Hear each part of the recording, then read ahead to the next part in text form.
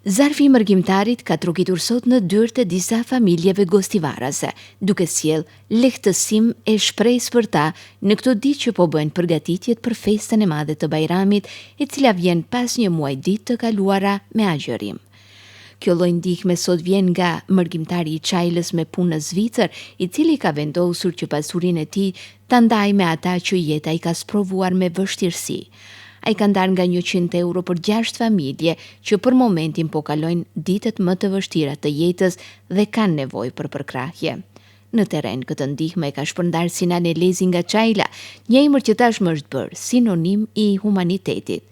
Ai është njeriu që nuk ka orar, ditë apo natë, ai lëviz derë më derë, duke u adhuruar njerëzve ndihmat, por edhe sigurinë se nuk janë vetëm dhe se për ta gjithmonë do të ketë njerëz që do të kujdesen, derisa të vinë ditët e mira dhe do të kalojnë vështirësitë. U falenderoj gjithëve bamirësit besimin që ma kanë dhënë.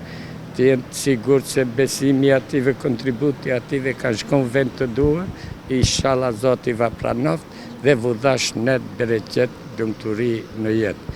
Kjo zarf vim pi një mërgjimtari për Çajle, punon Zvicër, ka dhënë 600 euro zarfa për 6 familje, edhe 12 pak ushqim vlerën ka 50 euro. Zoti ja pranoft, kësa da nuk ka qenë një bamirës sot për tash, ka qenë bamirës i rregull me vite me radhë që e për ndihmat sociale, për jetimet edhe për nevojtarë. U falenderoj gjithëve.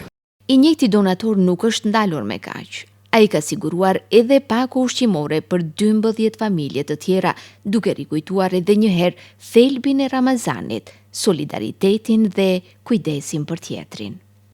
Çajl ka pas çdo ditë ushqim pako, ka pasën e zarfe që vu ka ndihmoj jetimave dhe nevojtarve. Unë personalisht u falenderoj gjithëve bamirësve, donatorëve, këtë muaj të shenjtë të Ramazanit që ka qenë afër jetimave dhe afër nevojtarve. Nuk janë vetëm vlerat materiale ato që ndahen, por ndjenja se askush nuk është i harruar. Një gjest që mund të duket i vogël, mund të sjellë ndryshime të mëdha në jetët e atyre që përballen me mungesa. Dhe ndoshta vlera më e madhe këtyre veprave qëndron pikërisht tek fëmijët, që sot ndihmohen dhe nesër do të rriten me këtë shembull për t'u bërë vetë humanistët më të denjë të shoqërisë.